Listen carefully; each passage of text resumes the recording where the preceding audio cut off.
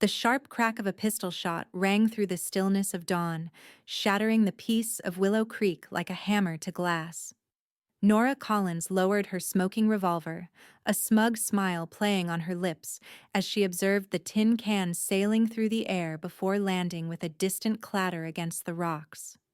5 shots. 5 cans, not a single miss. She holstered her weapon with practiced ease, ignoring the burning in her shoulders from hours of breaking horses at her father's ranch. The year was 1879, and in a town like Willow Creek, Wyoming territory, women were expected to tend house, raise children, and look pretty. Nora Collins did none of these things. "Morning target practice again, Miss Collins," called a mocking voice. Harold Pembroke, the banker's son, leaned against the fence post, his friends sniggering behind him. "I reckon you ought to be learning how to bake a proper pie instead. My mother says no man will marry a woman who smells of horse and gunpowder." Nora tucked a strand of copper hair behind her ear and straightened her spine. At 23, she'd heard these taunts more times than she could count. "When I want your opinion on my marriageability, Mr. Pembroke, I'll be sure to ask for it." She collected her spent casings, refusing to give him the satisfaction of seeing her irritation. "Until then, you might want to practice your own shooting. I hear you missed a rattler on your father's property by a country mile last week." Harold's face flushed crimson as his friend's laughter redirected toward him.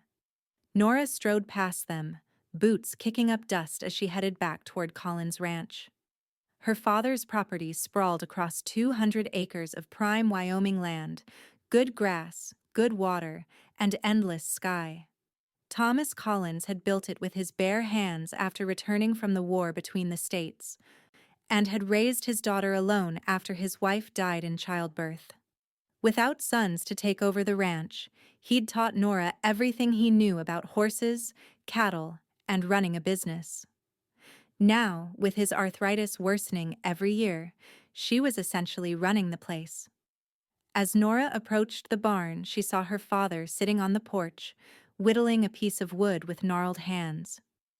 "You're up early," he called, squinting against the morning sun. "Wanted to get some shooting in before the day started." She mounted the porch steps and kissed his weathered cheek. "We've got those new colts to break today, and Jenkins is coming by about those cattle he wants to buy." Thomas Collins nodded, his blue eyes mirrors of her own crinkling at the corners. "Town council meeting tonight. I told them you'd be representing us." Nora froze. "Pa, you know how they feel about me speaking at those meetings. You know the business better than anyone. Besides, I can barely sit for more than an hour without my back seizing up." He set down his whittling. "It's time this town recognized that Collins Ranch is as much yours as it is mine." Nora sighed, knowing her father was right but dreading the inevitable scorn she'd face. "I'll go. But don't expect them to actually listen to anything I have to say." "Make 'em listen," he said simply, returning to his carving. After a hearty breakfast, Nora spent the morning breaking the new colts in the corral. The work was grueling, physically demanding, and dangerous, but there was nothing she loved more. Under her patient hands, even the wildest horses eventually yielded, learning to trust her firm but gentle guidance. By midday, she was drenched in sweat, her shirt sticking to her back as she led a dappled gray colt back to his stall. She'd just secured the gate when she heard wheels on the drive. Looking up, she saw a wagon approaching, pulled by 2 chestnut horses. A man she didn't recognize held the reins. Nora wiped her hands on her trousers and walked out to meet the visitor. As the wagon drew closer, she took in the stranger's appearance. He was tall and broad-shouldered, with sun-bronzed skin and dark hair that curled slightly beneath his wide-brimmed hat. A thick mustache framed his mouth, and his eyes were the color of rich bourbon. "Afternoon," he called, pulling the wagon to a stop. "This the Collins place?" "It is," Nora replied, one hand resting casually near her holster, a habit in these parts when greeting strangers. "I'm Nora Collins. Can I help you?" The man looked her over, taking in her men's clothing and the dirt on her face. If he was surprised to find a woman dressed this way, he didn't show it. Adam Zimmerman, he introduced himself, tipping his hat. I heard Thomas Collins might be looking for an experienced ranch hand. That'd be you, I reckon. That would be my father, but I manage most of the operations these days. She regarded him carefully. You have experience? 10 years working cattle in Texas, Colorado, and Montana. Can break horses, mend fences, and handle a branding iron as well as anyone. There was no boast in his tone, just simple fact. Last outfit I worked for was the Rocking T up near Cheyenne. Owner sold out to the railroad. Nora considered him. They did need help, especially with her father's condition worsening. We can't offer much in wages. Small operation, just the two of us and Hank, who helps part-time. I'm not looking to get rich, Miss Collins. Just need honest work and a place to lay my head. Something in his straightforward manner appealed to Nora. We've got a bunkhouse. Nothing fancy, but it's dry and warm. You can start tomorrow if you'd like, but I'll need to see what you can do before we settle on wages. That seems fair, Adam agreed, extending a calloused hand. Nora shook it firmly, noting the strength in his grip and the way he met her eyes without flinching or leering, a rarity among men who encountered her. You can stable your horses and get settled. Supper's at 6 if you'd care to join us. Much obliged, Miss Collins. As Adam drove the wagon toward the barn, Nora watched him with curious eyes. There was something about him, a steadiness, perhaps that she found intriguing. Still, she'd learned long ago not to trust first impressions. Time would reveal his true character. That evening, after showing Adam to the bunkhouse, Nora changed into her cleanest shirt and trousers for the town council meeting. Her father had suggested she wear a dress, but she'd flatly refused. She wasn't about to pretend to be something she wasn't just to make the town elders more comfortable. You sure you don't want me to come along? Thomas asked as she prepared to leave. And endure 2 hours of agony on those hard benches? No, Pa. Rest your back. I'll handle it. The ride into town was pleasant, the setting sun painting the landscape in shades of gold and crimson. Willow Creek was small but growing, with a main street boasting a general store, saloon, bank, church, and several other businesses. As Nora hitched her horse outside the town hall, she straightened her shoulders and took a deep breath. Inside, the room was already half full with the town's prominent citizens, all men, of course. Conversations halted as she entered, replaced by pointed stares and whispers. Nora kept her head high as she walked to an empty chair in the back row. Mayor Whitaker, a portly man with mutton chop sideburns, cleared his throat. Gentlemen, shall we begin? He glanced at Nora. Miss Collins, I see you're here in place of your father again. Yes, sir. He sends his regrets. I'm sure he does, muttered someone in the front row, just loud enough for her to hear. The meeting proceeded with discussions of road improvements, taxes, and a proposal for a new schoolhouse. When the topic turned to water rights and grazing permits, Nora leaned forward attentively. The Cattlemen's Association is requesting additional access to the eastern waterways, Mayor Whitaker announced. This would impact several properties, including the Collins Ranch. Nora raised her hand, and after a moment's hesitation, the mayor acknowledged her. Mayor, the Eastern Creek feeds directly into our main water supply, she began, her voice clear and confident. Giving the association rights to dam or divert it would devastate our operation and several small farms downstream. Harold Pembroke's father scoffed loudly. Perhaps if Collins ran a proper operation with a man at the helm, he wouldn't be so concerned about a little less water. Murmurs of agreement rippled through the room. Nora felt her cheeks burn but kept her composure. Our ranch has been profitable for 15 years, Mr. Pembroke, despite droughts, harsh winters, and fluctuating cattle prices. I'd be happy to compare our ledgers to yours any day. She turned back to the mayor. The point remains that this proposal would harm smaller landowners to benefit the large cattle barons. I suggest the council reject it. What would a woman know about water rights? Called a voice from the back. Or cattle ranching, for that matter, added another, followed by chuckles. Mayor Whitaker held up a hand. Thank you for your perspective, Miss Collins. We'll take it under advisement. It was a dismissal, plain and simple. For the remainder of the meeting, Nora wasn't called upon again, even when she raised her hand to speak on matters directly affecting her property. As the meeting concluded, Nora quickly made her way to the door, eager to escape the stifling atmosphere. Outside, the night air was cool against her flushed face. She was untying her horse when she heard footsteps behind her. Miss Collins. She turned to find Adam Zimmerman approaching, hat in hand. Mr. Zimmerman. What brings you to town? Needed a few personal items from the general store. He gestured toward the town hall. Saw you heading in earlier. Town meeting? Yes. She mounted her horse with practiced ease. Not that my presence made any difference. To them, I'm just a woman playing at a man's job. Adam's expression remained neutral, but something flickered in his eyes.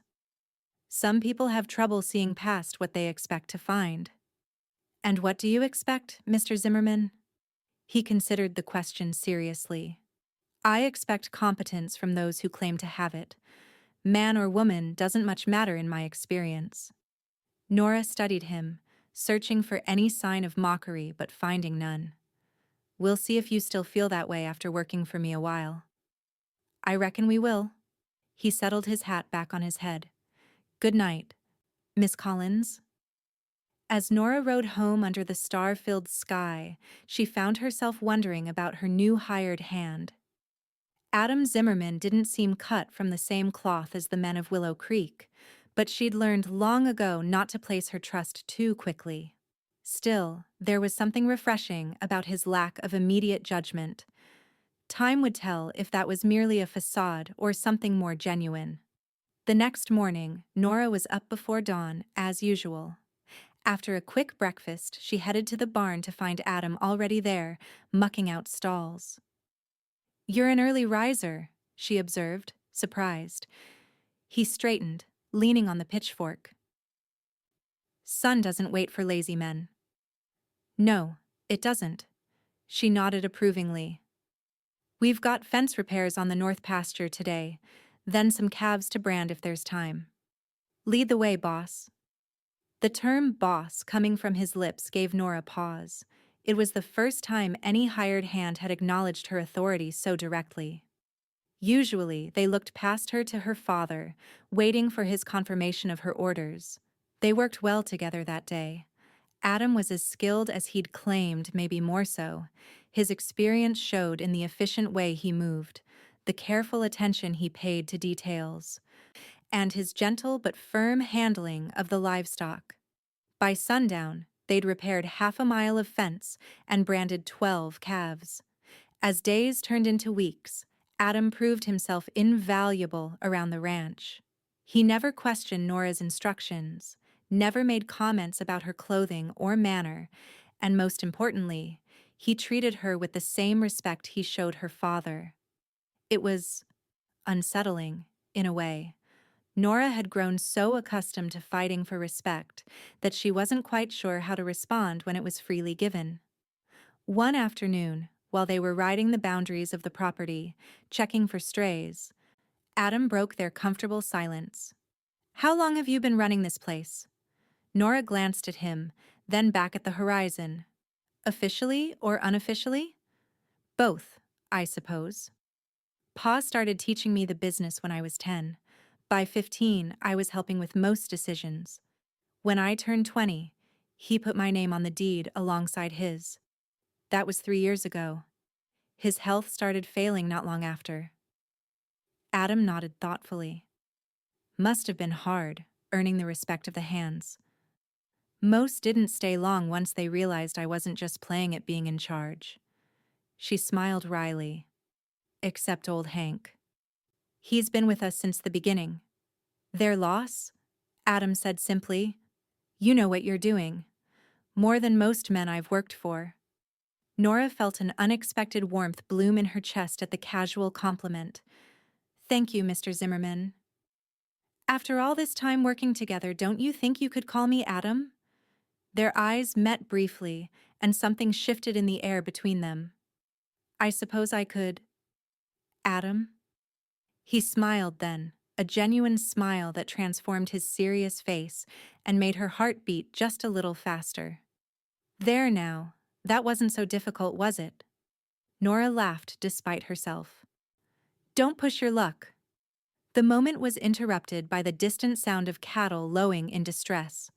Both riders instantly tensed, listening. Northeast corner, Adam said, already turning his horse. The ravine, Nora agreed, spurring her mount forward. They rode hard toward the sound, arriving to find 3 of their cattle trapped in a steep-sided gully, unable to climb out. The animals were panicked, charging at the earthen walls and falling back. They must have been chased in, Nora said, dismounting. There are mountain lion tracks here? Adam joined her at the edge of the ravine. We'll need ropes. Think we can pull them out? We have to try. They'll break legs if they keep this up. Working together, they fashioned makeshift harnesses and managed to secure one around a young heifer. With both of them pulling, assisted by their horses, they gradually hauled the frightened animal up the incline. By the time they rescued the 3rd cow, the sun was setting, and both Nora and Adam were covered in dirt and sweat, muscles aching from the strain. That's the last of them, Nora said, coiling her rope. She looked up to find Adam watching her with an expression she couldn't quite decipher. What? Nothing, he said, shaking his head slightly. Just thinking you're probably the most capable person I've ever worked with. Before she could respond, a shot rang out, the bullet kicking up dirt inches from Nora's boot. Instinctively, Adam tackled her to the ground as a second shot whistled overhead. Rustlers, he muttered, drawing his revolver. They must have been after the cattle when we showed up. Nora already had her pistol in hand. Stay low, there's cover behind those rocks. They crawled toward a cluster of boulders as more shots peppered the ground around them. Once behind cover, Nora risked a peek over the rocks. I count 3 of them, at the tree line. Adam nodded grimly. Caught them in the act, and now they can't leave witnesses. Well, they've picked the wrong witnesses, Nora said, checking her ammunition. I'm going to work my way around to the left. When I start firing, you go right. Adam's hand closed around her wrist. That's too dangerous. You have a better idea? After a moment's hesitation, he released her. Be careful. Using the gathering darkness as cover, Nora crept through the underbrush, circling around to flank the rustlers. When she was in position, she took careful aim and fired twice in rapid succession. One of the men cried out and fell, clutching his shoulder. From the right, Adam's revolver barked 3 times. In the chaos, the rustlers began a disorganized retreat, firing wildly as they fled into the forest. One of them collapsed as Adam's bullet found its mark, but the 3rd managed to mount his horse and gallop away. Are you hit? Adam called, rushing to Nora's side once the shooting stopped. No, she assured him, though her hands shook slightly from the surge of adrenaline. Just a graze. He indicated a tear in his sleeve, where a thin line of blood was visible. Nothing serious. They approached the fallen rustlers cautiously. The first was unconscious but alive, blood seeping from a shoulder wound. The second was dead, a bullet through his chest. I know this one, Nora said, recognizing the wounded man. Jake Tanner. He's worked for the Bar X outfit off and on. Let's tie him up and get him to the sheriff, Adam suggested. He can answer for both of them. By the time they delivered Tanner to the sheriff in Willow Creek and explained what had happened, it was well past midnight. The story of how they'd fought off rustlers spread through town like wildfire, though Nora noted that in each retelling, Adam's role seemed to grow while hers diminished. You'd think I was hiding behind a tree the whole time, she muttered as they left the sheriff's office. Adam's mouth quirked up at one corner. Anyone who believes that doesn't know you very well. The ride back to the ranch was quiet, both of them exhausted from the day's events. As they approached the house, Thomas was waiting on the porch, a lantern burning beside him. "Thank God," he exclaimed when he saw them. "When you didn't come back for supper, I started to worry." They explained what had happened, and Thomas insisted on treating Adam's wound before they turned in for the night. As Nora cleaned the graze with whiskey and bandaged it, she was acutely aware of his proximity, of the warmth of his skin beneath her fingers, and the steady rhythm of his breathing. "Thank you," she said softly, "for having my back out there." Adam's eyes met hers, serious and intent. Always. A single word, yet it carried such weight that Nora felt something shift inside her. No man besides her father had ever made her feel so protected, yet respected. It was a novel sensation, and one she wasn't entirely sure what to do with.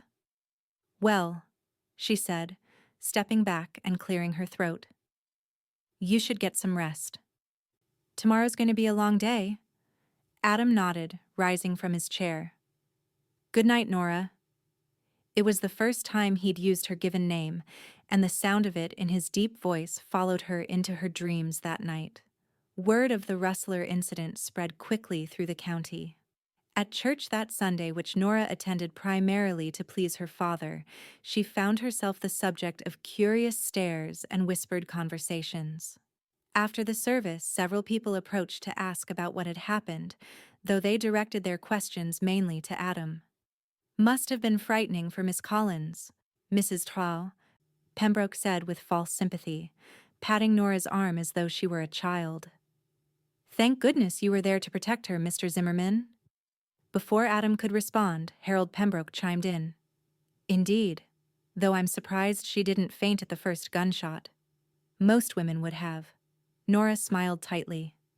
"Most women haven't been shooting since they were 10 years old, Mr. Pembroke, or facing down rustlers and wild animals to protect their property."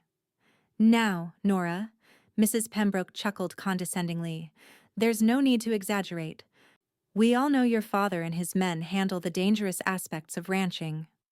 Adam stepped forward then, his expression calm, but his eyes hard. "With all due respect, madam, you're mistaken.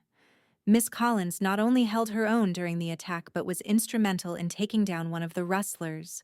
She works harder than any rancher I've known, man or woman." Harold scoffed. "You expect us to believe a woman." "She works beside me now," Adam interrupted, his voice carrying enough for nearby conversations to halt. "And I count myself fortunate for it. Anyone who's seen her run that ranch would say the same, if they were being honest." A stunned silence followed his declaration. Nora stared at him, speechless at the public defense. No one had ever stood up for her like that before. Mrs. Pembroke recovered first, her lips pursing as though she'd tasted something sour. "Well, I never. Come along, Harold." She swept away, her son trailing behind her with a backward glare. "You didn't need to do that," Nora said quietly as they walked toward their horses. "I didn't say anything that wasn't true." Adam helped her mount, his hands strong and steady at her waist. "Does it bother you that I spoke up?" "No," she admitted, surprised to find it was true.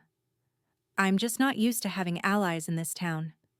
His smile was warm. "You do now." That night, Nora found herself unable to sleep, Adam's words echoing in her mind. "She works beside me now." Such a simple statement, yet it had affected her more deeply than she cared to admit. There was something about the way he saw her, truly saw her, not as a curiosity or an anomaly, but as a capable equal that stirred feelings she'd long since buried. The following weeks brought a shift in their relationship. Nothing overt, but 1,000 small changes, lingering glances, hands brushing as they passed tools back and forth, conversations that stretched late into the evening on the porch after her father had gone to bed.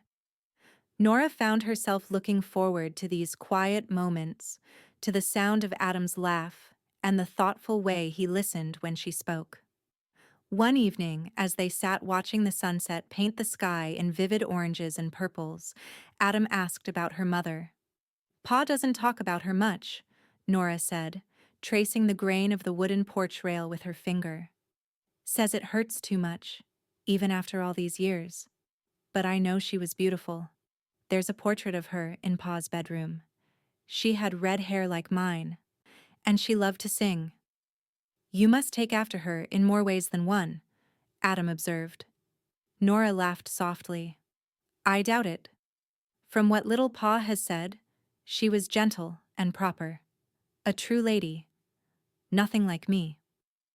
"I think you do her memory a disservice," Adam said, his voice low and serious. "It takes a certain kind of strength to leave behind everything familiar and follow your heart out west, to build a life in this harsh country. Your mother had that strength, and so do you." Nora looked at him then, really looked at him, and felt something inside her soften and unfurl like a flower opening to the sun. "Thank you," she whispered. The moment stretched between them, charged with unspoken feelings. Adam leaned forward slightly, and Nora found herself doing the same, drawn by an invisible pull she couldn't and didn't want to resist. The screen door creaked, breaking the spell as Thomas Collins stepped onto the porch. "Beautiful evening," he remarked, apparently oblivious to what he'd interrupted. "Think we'll have rain tomorrow, Adam?" Adam cleared his throat, sitting back. "Sky's clear, but my knee's been aching. Could be a storm coming." Nora excused herself shortly after, her heart pounding as she retreated to her bedroom. She was falling in love with Adam Zimmerman, she realized, with a mixture of exhilaration and terror. And if she wasn't mistaken, he might be falling for her too. The spring cattle drive was approaching a critical time for the ranch. They would be taking 200 head to the railhead at Cheyenne, where the cattle would be sold and shipped east. It was always a challenging endeavor, but this year, with Thomas unable to make the journey, it would fall entirely to Nora and Adam, with only Hank and 2 temporarily hired hands to assist. "You're sure about this?" Thomas asked the night before they were set to leave. "It's a hard journey, even with a full crew." "We'll manage, Pa," Nora assured him. "Adam's got plenty of experience with drives, and I've been helping you since I was 15. It's not the experience I'm worried about. It's the reception you'll get." Thomas sighed heavily. "The men at the railhead, the other outfits on the trail, they won't take kindly to taking orders from a woman." "Then they can take them from Adam," Nora said pragmatically. "As long as the cattle get there and fetch a fair price, what does it matter?" The drive began at dawn the next day, with the cattle strung out across the plains in a long, dusty procession. Adam rode point, while Nora alternated between flank and drag, keeping the stragglers moving. The temporary hands, 2 brothers named Eli and Samson, were competent enough, though they initially balked at following Nora's directives. "I take my orders from him," Eli had stated flatly on the first day, jerking his thumb toward Adam. "Then you'll hear the same orders twice," Adam had replied without missing a beat.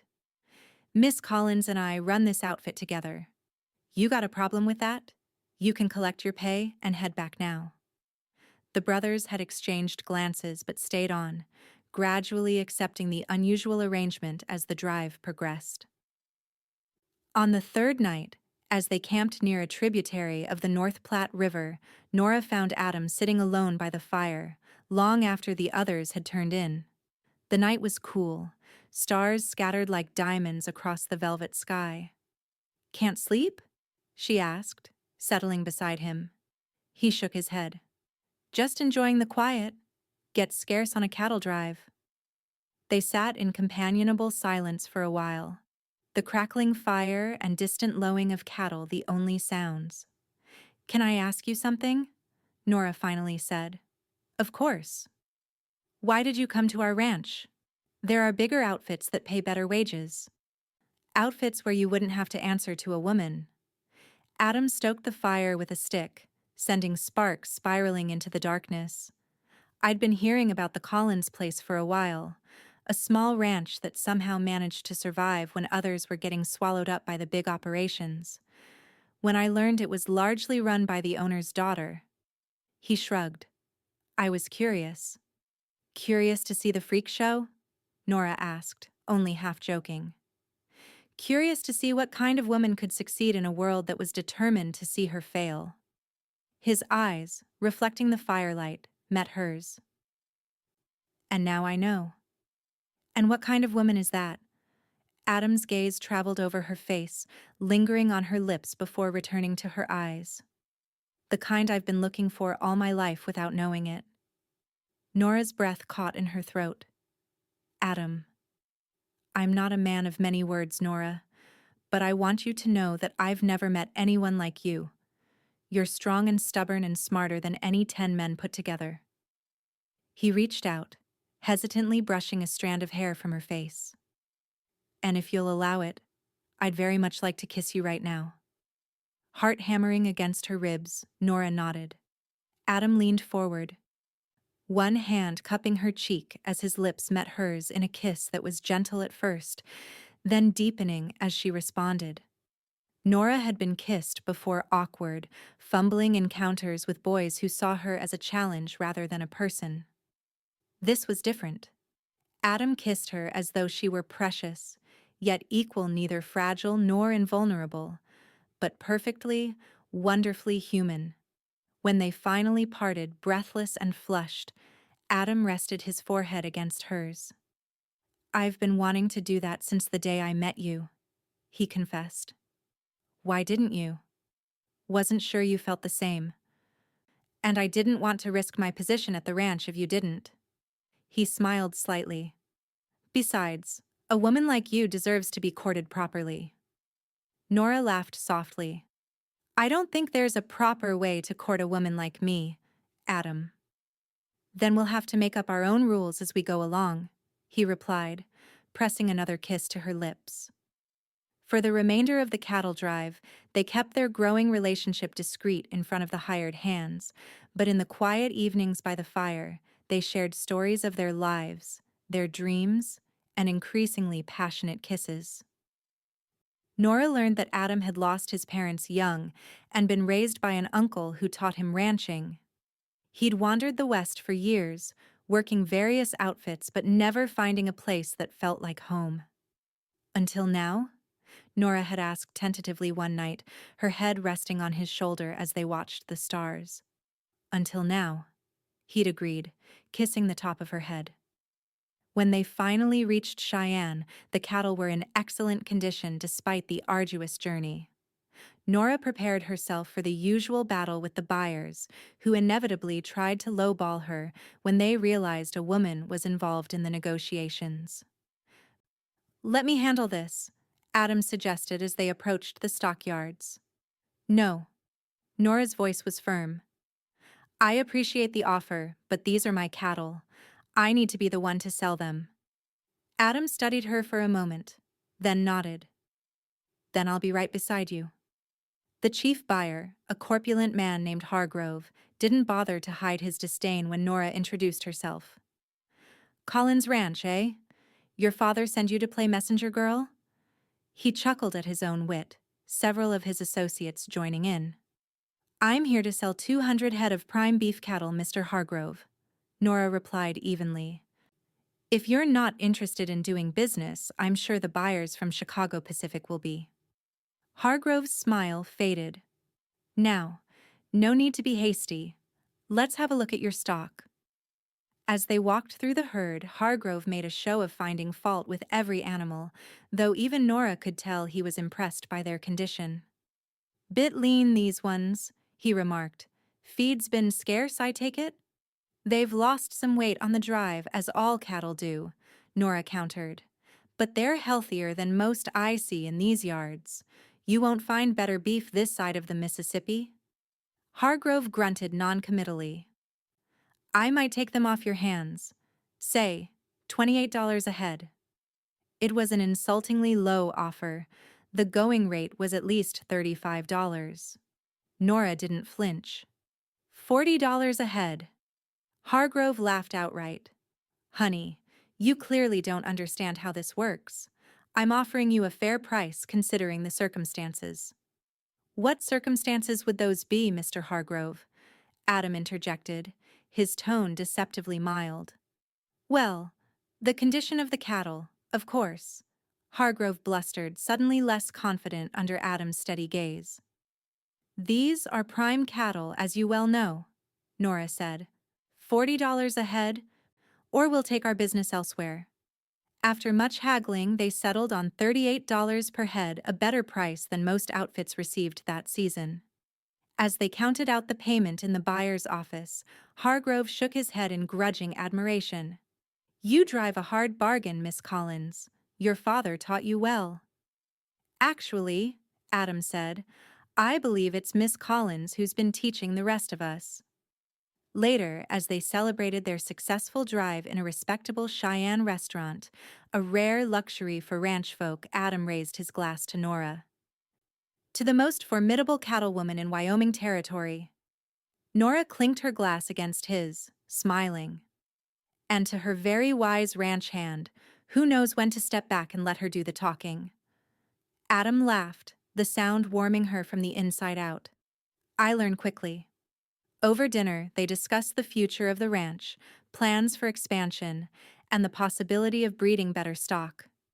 It was the most natural thing in the world, Nora realized, planning a future with this man who saw her as she truly was and valued her for it. When they returned to Willow Creek a week later, news of their successful drive and their relationship had somehow preceded them. Nora noticed the stares and whispers as they rode down the main street, but for once, they didn't bother her. Let them talk. She had nothing to be ashamed of. Thomas Collins was waiting on the porch when they arrived home, his face lighting up at the sight of them. How'd it go? He called as they dismounted. $38 a head, Nora announced proudly. Best price of the season, Hargrove said. Thomas whistled appreciatively. That's my girl. His eyes twinkled as he looked between Nora and Adam. And I hear there's other news I should be congratulating you on? Nora blushed, glancing at Adam. Word travels fast. Small towns, Thomas agreed sagely. So, when's the wedding? Pa! Nora exclaimed, mortified. Adam cleared his throat. Sir, I was hoping to speak with you about that very matter. In private, perhaps? Thomas grinned broadly. Come on in, son. I believe this conversation calls for my good whiskey. As the men disappeared into the house, Nora remained on the porch, her mind reeling. Wedding? They hadn't discussed marriage yet. Certainly, she'd thought about it, dreamed about it. But everything was happening so fast.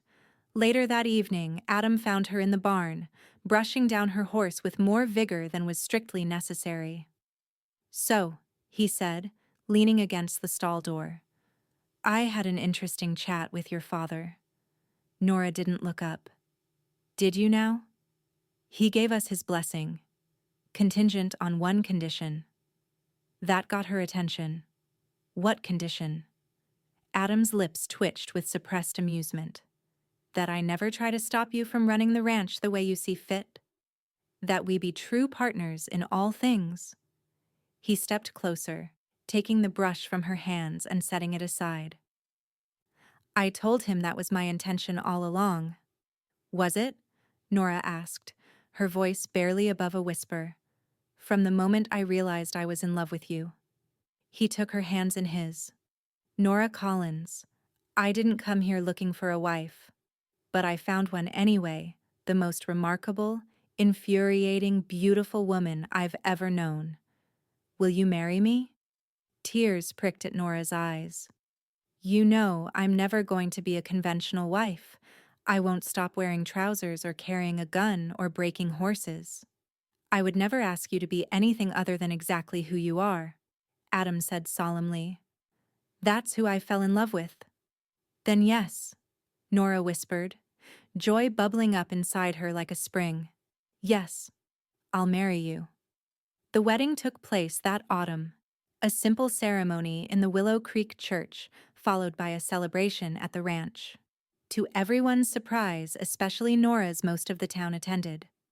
Perhaps it was curiosity, or perhaps the tide of opinion had begun to shift. Either way, as Nora danced with her new husband under the harvest moon, she found she didn't much care what they thought anymore. "Happy?" Adam murmured against her ear as they swayed to the fiddle music. "More than I ever thought possible," she admitted, nestling closer to him. "Even though you're now a respectable married lady?" he teased. Nora laughed. "I doubt I'll ever be considered respectable in this town. But that's all right. I'd rather be respected." "You are," Adam assured her. "More than you know. I've heard at least 3 ranchers tonight asking your father if you might consider advising them on their breeding programs." "Really?" Nora pulled back to search his face, finding only truth there. "Really? Turns out success speaks louder than tradition, eventually." As the celebration continued around them, Nora reflected on the journey that had brought her to this moment. All those years of enduring mockery and doubt, of fighting twice as hard to earn half the respect they had shaped her, strengthened her, prepared her for this partnership with a man who truly saw her value. "What are you thinking?" Adam asked, brushing a kiss against her temple. "That sometimes the things that make us different are the very things that lead us to where we're meant to be." She smiled up at him. "And that I'm exactly where I'm meant to be, right now." "As am I, Mrs. Zimmerman," he replied, drawing her into a kiss that promised a lifetime of partnership, respect, and love.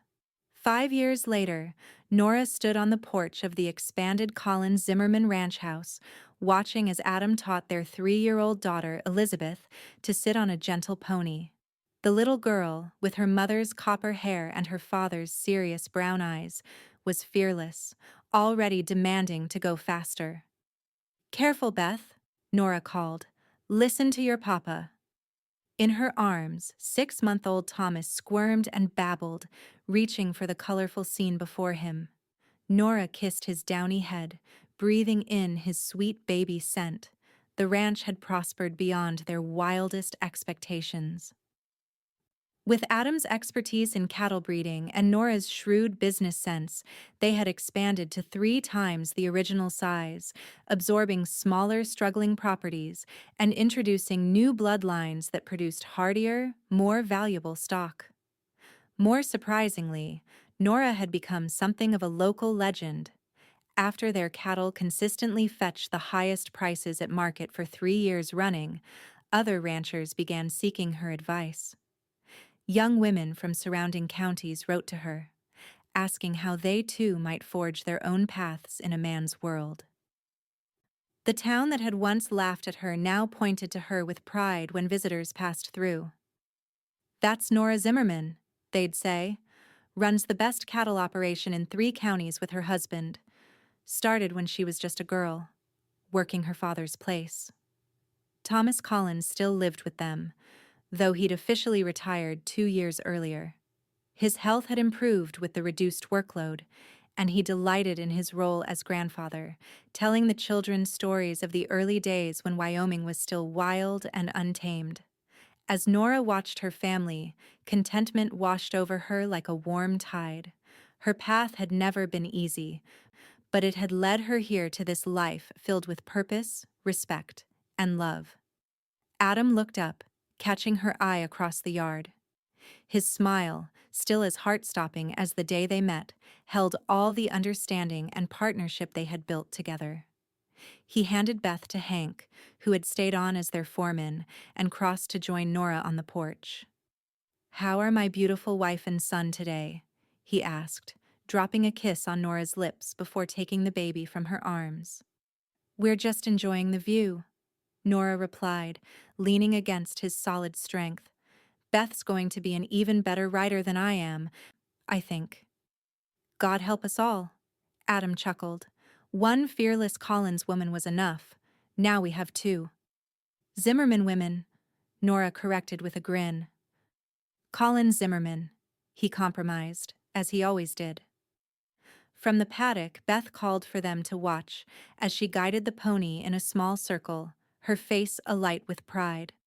Thomas gurgled happily in his father's arms, reaching for his sister. You know, Adam said thoughtfully, I was thinking it might be time to expand again. The Marshall property to the west is going up for sale. Good water rights, excellent grazing land. I was thinking the same thing, Nora admitted. We could increase the herd by at least 100 head. Adam shook his head, laughing. Of course you were already considering it. Have I mentioned lately that marrying you was the smartest thing I ever did? Not since yesterday, Nora teased. He grew serious, shifting the baby to one arm so he could wrap the other around her waist. I mean it, Nora. Every day I thank my lucky stars that I found you, or that you found me. That we found each other. Nora leaned into him, savoring the solid warmth of him. Who would have thought that the town laughingstock would end up here? With all this? I did, came a voice from the doorway. Thomas Collins stepped onto the porch, his white hair gleaming in the sunlight. From the moment you were born, I knew you were destined for greatness, girl. Just took the rest of the world a while to catch up. And some of us caught on quicker than others, Adam added with a wink. As they stood together on the porch of the home they had built, watching Beth's riding lesson and planning for the future, Nora felt a profound sense of rightness. Her life had unfolded in ways she could never have predicted, yet somehow exactly as it should have. The town that had once laughed at her for working a man's job now pointed to her as an example of what determination and skill could achieve, regardless of gender. And the cowboy who had declared, "She works beside me now," had become the partner of her heart and her life, walking beside her through every triumph and challenge. Together, they had created not just a successful ranch, but a legacy one built on respect, equality, and love. It was more than Nora had ever dared to dream, yet somehow exactly what she had always been working toward. As the sun began its descent toward the distant mountains, painting the landscape in gold and crimson, Adam pulled her closer and pressed a kiss to her temple. "What are you thinking?" he asked, a question he'd posed countless times over their years together. Nora smiled, watching as their daughter laughed joyously atop her pony, their son babbled in his father's arms, and her own father looked on with pride. "That sometimes," she said softly, "life gives you exactly what you need, even when you don't know you're looking for it." And as the day faded into evening, the Collins Zimmerman Ranch stood as testament to a truth that Nora had always known, that the heart knows no boundaries of convention or expectation, and that true partnership transcends all the arbitrary lines that society draws between us. In the end, it wasn't about proving the town wrong or fighting against tradition. It was about building something true and lasting with someone who saw her completely and loved her unconditionally.